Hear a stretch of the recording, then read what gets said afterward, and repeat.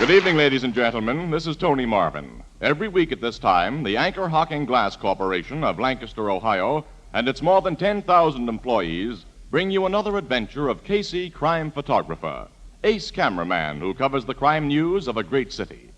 Written by Alonzo Dean Cole, our adventure for tonight, Box of Death.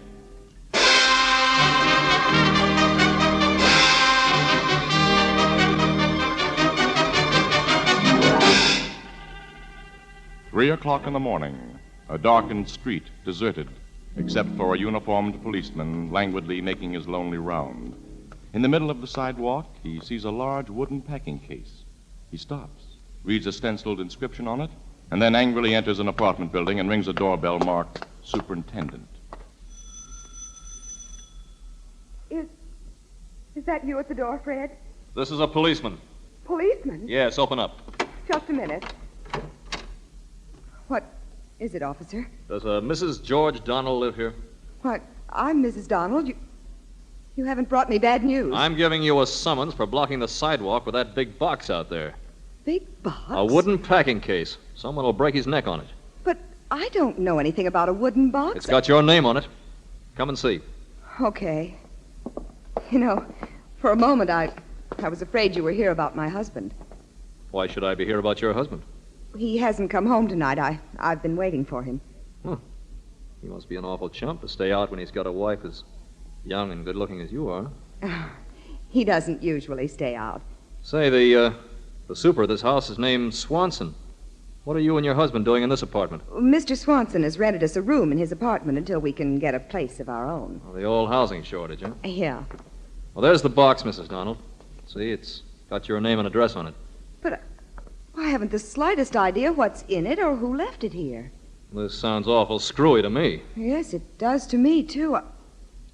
Officer, open it and see what's inside. Yeah, maybe I'd better.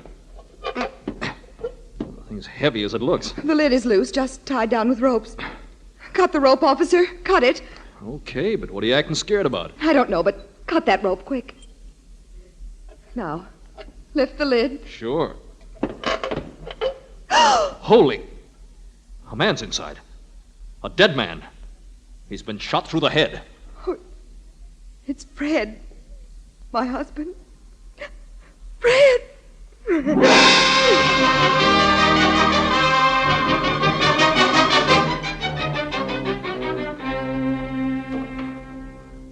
Well, then, Captain Logan, I took this girl, this Mrs. Donald, as she called herself, back here to the super's apartment where I got on the phone and called you homicide, Dixon. When I got through phoning, I couldn't find the girl. She'd scrammed out through a window. No, letting an important murder witness get away isn't going to help your record, Costello. Wait a minute. Don't blame the cop, Logan. He had no reason to figure the gal would take a powder. When I want your advice, Casey, I'll ask for it. Oh, okay, pal. She isn't such an important witness, Captain. There's hardly a thing that she could tell you that we don't already know. And you keep out of this, Miss Williams. What did you just say? Annie remarked that we could tell you a few things, pal. You? Mm-hmm. Costello. Yes, sir? Report to your precinct station and stay on call for further orders from me. Yes, sir. And next time you meet a woman who identifies herself as Mrs. George something or other and then refers to her husband as Fred, you get suspicious and hang on to her no matter how good-looking she is. Yes, sir. Now get out of here. Yes, sir. Now, Casey, give. And you too, Miss Williams. Oh, you're asking for our advice? I'm demanding whatever information you have. Well, he's entitled to it, Casey. Yes, he really is, Annie, but at times he has such bad manners. Will you cut the comedy? I'm in no mood for it. Okay, well, in the first place, according to the witnesses, Mrs. George Donald could have had no part in the murder of her husband. I know that. Now, wait a minute. She was too crazy about the guy she married to do him any harm. How do you know that? Because we recognize the dead man in that box. It was Fred Lister. Who and what was Fred Lister? He was a small-time crook, Logan. Never mixed up with anything big enough to bring him in contact with you homicide guys. While he was alive, that is.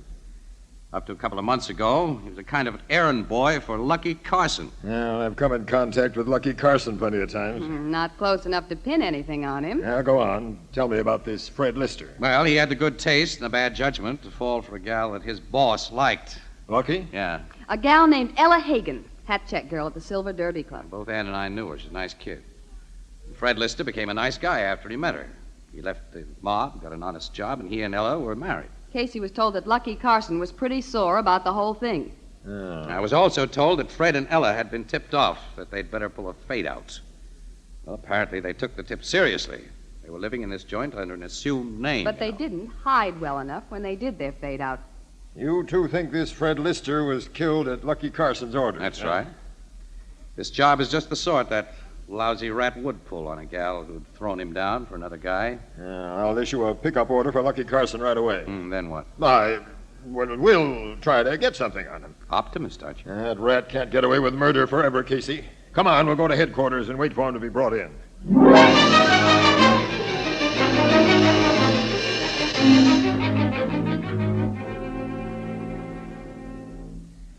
I don't know why you're always picking on me, Captain Logan. It's time you got wise to yourselves and lead off. I'll lay off after I'm able to prove something, Lucky, and you're out of circulation for keeps. That statement implies the malicious persecution of my client, Captain Logan. You keep out of this, Webster. And that's another thing. Of course, it was mere coincidence that your lawyer was with you when my men picked you up this morning. Sure. Purely coincidental, Captain. I happen to be spending the night at Mr. Carson's apartment. And 3 others of my mob, my business associates, was with us. Someday you'll slip up on one of those phony alibis. You should realize that, Webster, and stop playing with trouble. You've got more brains than Lucky and his kind. Who says Webster has more brains than me? You heard me say it, didn't you? He's trying to get you sore, Lucky. Now, don't fall for it. Now, since you haven't a thing on my client, we'll be leaving here, Captain. So long, Captain. Poor Fred Lister was a nice punk. I'll be sending a swell hunk of flowers to his funeral, and I hope you get whoever bumped them off. Only I doubt if you will. Don't be too sure. Okay. So long, Casey. And Miss Williams. Lucky.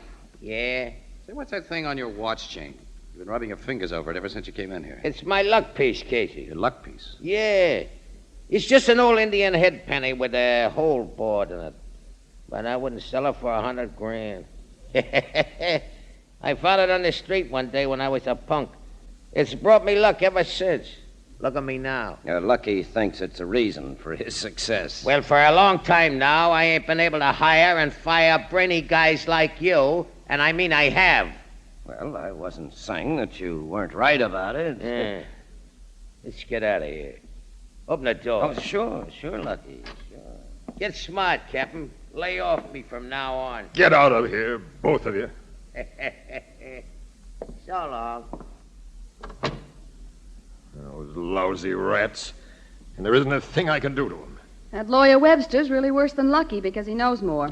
Lucky doesn't like anyone to say that, Annie. I noticed that. I never knew about that Indian head penny before. Well, nearly all crooks carry something they think brings them luck. Doesn't look as though you'll pin Fred Lister's murder on Lucky, Captain. No. From where we sit now, Miss Williams, there isn't a chance. I don't agree with that, Logan. Why not? I'm going to have a talk with Fred Lister's wife. With Lister's wife? Yeah. I think I can find Ella through a close friend of hers, Annie. Well, why haven't you said so before? You know I want to question that gal. Questioning her won't get you anywhere, Logan. I want to tell her a few things.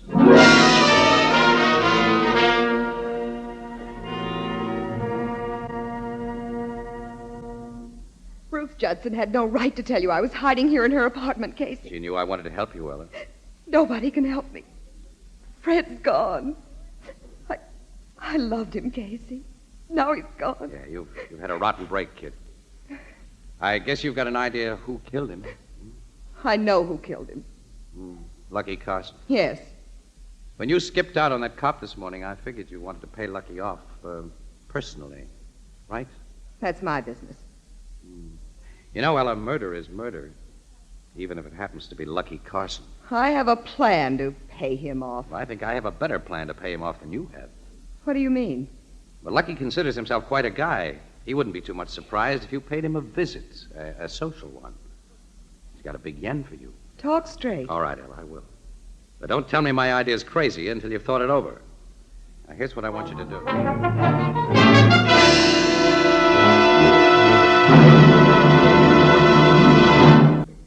Who did you say wants to see me, Slug? That Dame Ella, who was married to that punk Lister till night before last. Show her in. No, wait, Slug. What's eating you, Webster? Are you nuts, Lucky? That dame came to your apartment before her husband's even buried for just one thing. You. She knows now that I don't stand for no crossing up. And dames go for guys who taught them a lesson. Some dames don't, and this Ella... Can it? I'm no dope. Bring her in, Slug. But don't take your eyes off her. If she pulls a phony move, you know what to do. Yeah, okay, Lucky. You get behind that screen, Webb, and watch her. I'm not one of your bodyguards. You better be if this babe tries a fast one. You carry a rod, get back of that screen and keep it ready. Well, okay. Not that I expect any trouble. Here's the dame, boss. Hello, Lucky. Ella, this is both a surprise and a pleasure. Of course you know about Fred. Yeah, and I'm awful sorry. I hope you didn't pay no attention to what the papers hinted, that I had something to do with his killing. They had to admit that the cops turned me loose right after they picked me up. I read the papers. Wait till you see the big floral piece I'm having sent to the undertakers for poor Freddie. It's a pearly gates ajar, Ella, done in gardenias and white roses. It'll set me back over $1,000. It'll show what I thought of your husband. I realize what you thought of him, Lucky. Now, look here, babe. Don't try to kid me, and I won't try to kid you. I made a big mistake when I married Fred. You've proven that to me. Now I've learned my lesson, and do I have to be afraid of you, Lucky? You afraid of me? I had to come here today to find out. You won't hurt me, will you? You won't hurt me. Ella, honey, you ought to know I wouldn't. Here, sit down on this sofa. Put your head on my shoulder and have a good cry. There, that's right.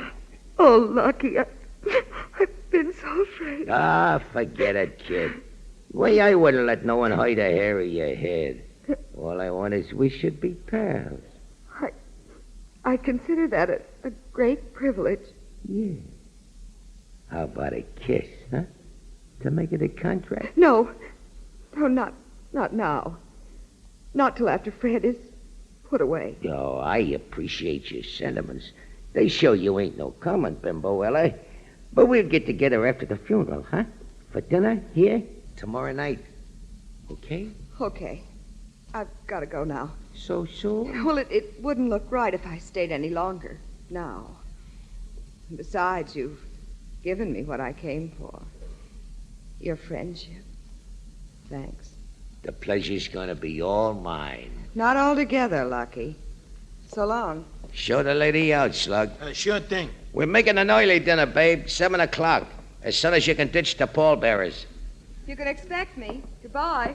Bye.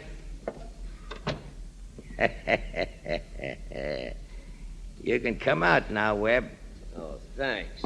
Well, she didn't try no fast ones, did she? No, you were right. I was wrong. That's the way it usually is. The dame's gone, boss. I sure gotta hand it to you. I get what I want, Slug. If not one way, I get it another. Webb.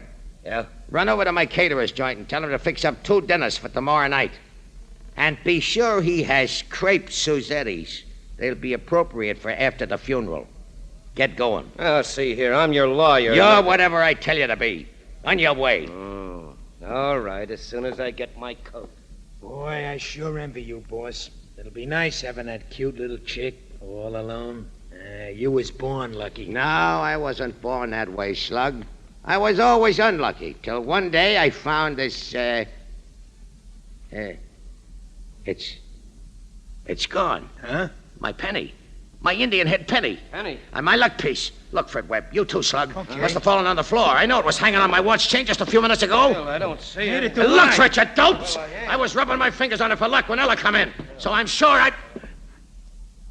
Ella, What's the matter now? she took it. Stole it. That dirty little double-crosser. Wait till I get her with my lucky penny. Come on, we're going after her. And look out, boss! He tripped over that footstool. Yeah. His head hit that piano leg. He's out cold. Flat on his puss. Yeah. Flat on his puss. Gee, I never knew Lucky to meet with an accident before. Hey, it's funny, ain't it? Don't let him hear you laughing when he comes to. I ain't laughing. I mean, it's funny him taking a nosedive right after he lost his lucky penny. Yes, Slug, it is funny. Wonder what he'll think about it when he comes to.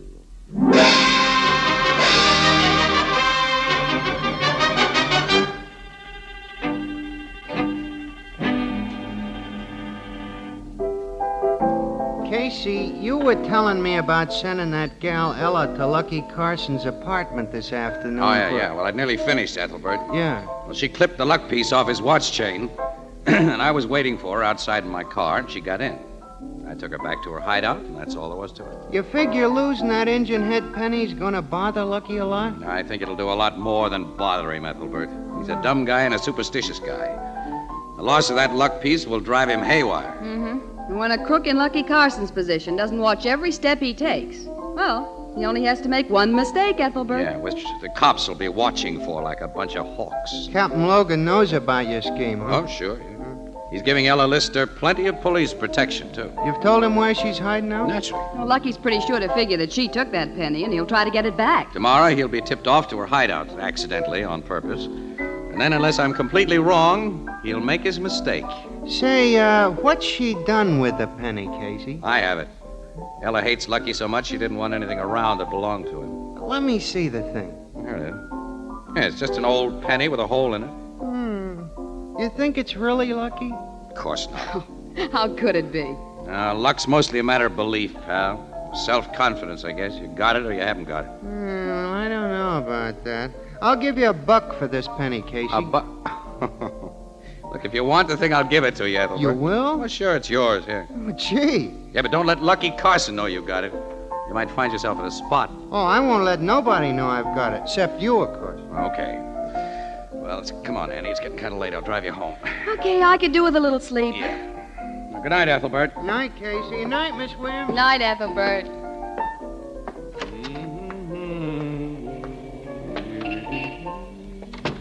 Where'd I leave the car, Annie? Across the street, dope. Oh, yeah, I see it. Boy, I'm tired, huh?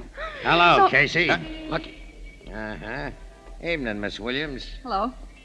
I want you two should meet one of my boys. This is Big Slug. How are you? I'm okay. You already know Webster. Yeah, nice to see you two again. So nice, we're keeping you with us for a You're while. keeping us with you. Their hands in their pockets, Annie. They got guns on us. That's right.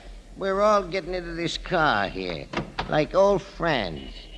You first, Slug. Casey next. Say, what's the big idea? We'll talk about that later. Get in.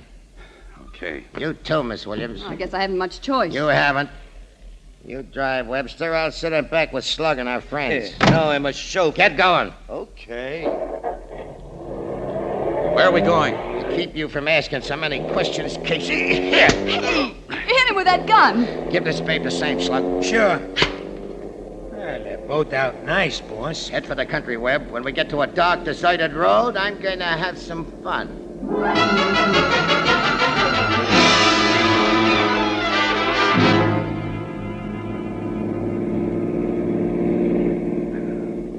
This mug's finally coming too, boss. You put real stuff behind that crack on the head you give him. Where?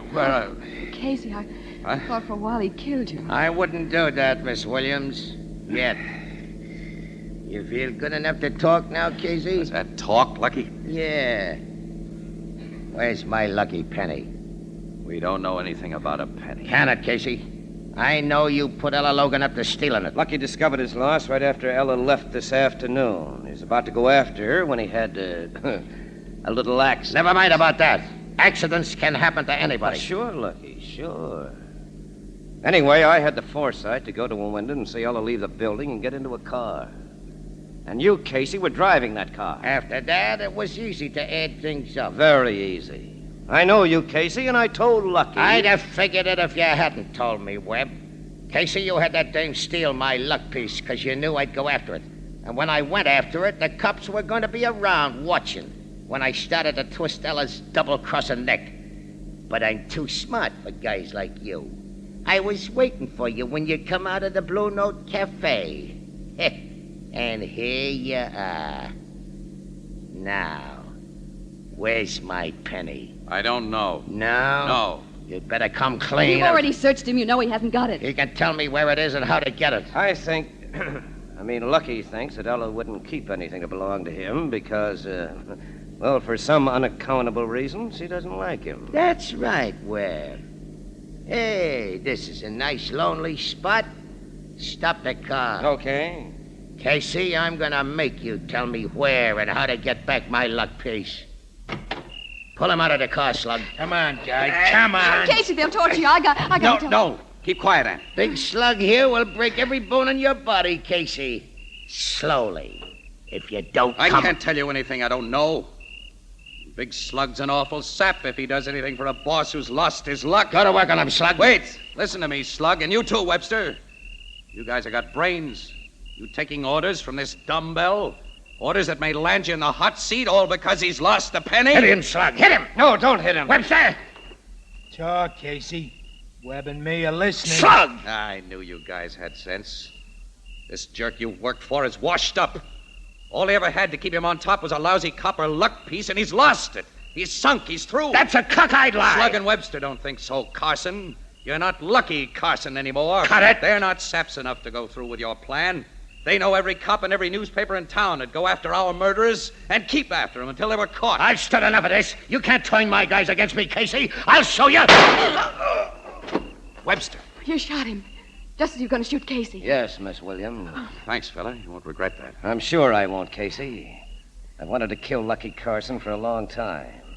And this afternoon, Slug agreed that it was a nice idea. Yeah, a swell idea. Gee, thanks. Thanks for saving our lives. Oh, don't thank us yet, Miss Williams. Or you, Casey. Why not? Tell him, Webb. You and Miss Williams would prove awkward witnesses if Slug and I were brought to trial. Remember, I'm really a lawyer. I mean to become boss of the former Lucky Carson mob. Yeah, and when your dead bodies are found close to Lucky's, why, the cops will figure he shot you and you shot him. That's right, Slug. You see, Casey and Miss Williams, we're going to kill you with a gun Lucky didn't have a chance to use, and then return the gun to his dead hand. The gun I shot him with will be found close to you. Do you get it? You shot him and he shot you. Yeah, we get it. Oh, Casey. No. Don't see any way out of this one, kid. There isn't any way out. Pick up Lucky's gun, Slug, and do the job. Oh, you thought up this swell idea, Webb. It's your right to do it. No, I don't mind. First, I'll put this gun that I shot Lucky with near Casey so that it will look as if he dropped it. Yeah. Just right about here. Now, you keep him covered, Slug, while I get Lucky's gun. No, you don't, Webb. Slug, what goes? You're the smart guy, Webb, but I'm smarter. I'm gonna be the boss of this mob. No, don't shoot. Don't shoot. No. Well, he's done for. Now, lady and Casey, Webster dropped his gun too close to me, Slug. Casey, did you kill him, Casey? Did I kill him? I hope not, Annie. Hey, look, will you see? I never shot a guy before. You didn't kill that big slug guy, huh, Casey? No, Ethelbert, he'll live. Until he goes to the chair for killing Webster. And Webster killed Lucky Carson. The gang's washed up. That's right. But not quite the way Mr. Casey figured on washing it up. Well, okay, Annie, rub it in. I can take it. But I wasn't wrong about one thing, that Indian head penny. If I hadn't put Ella up to taking it, Lucky and his mob might still be doing business, don't forget. You were wrong about that Injun head penny itself, though. What do you mean? Huh? Miss Williams, less than half an hour after Casey gimme that thing, I got a phone call telling me I'd won a $25 silk hat on a ticket I bought for 50 cents. Casey. Silk? You're like my sister Edna says, quote, even a penny can go to your head.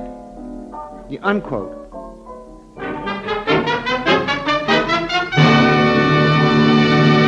Crime Photographer is directed by John Dietz. The original music is by Archie Bleyer, and the program features Miss Jan Miner as Anne and John Gibson as Ethelbert. Herman Chittison is the Blue Note pianist. Thursday night on CBS is the biggest show in town, so stay tuned for exciting dramatizations on Reader's Digest Radio Edition, which follows immediately over most of these stations. This is Tony Marvin saying goodnight for the Anchor Hocking Glass Corporation of Lancaster, Ohio, with offices in all principal cities of the United States and Canada. This is CBS, the Columbia Broadcasting System.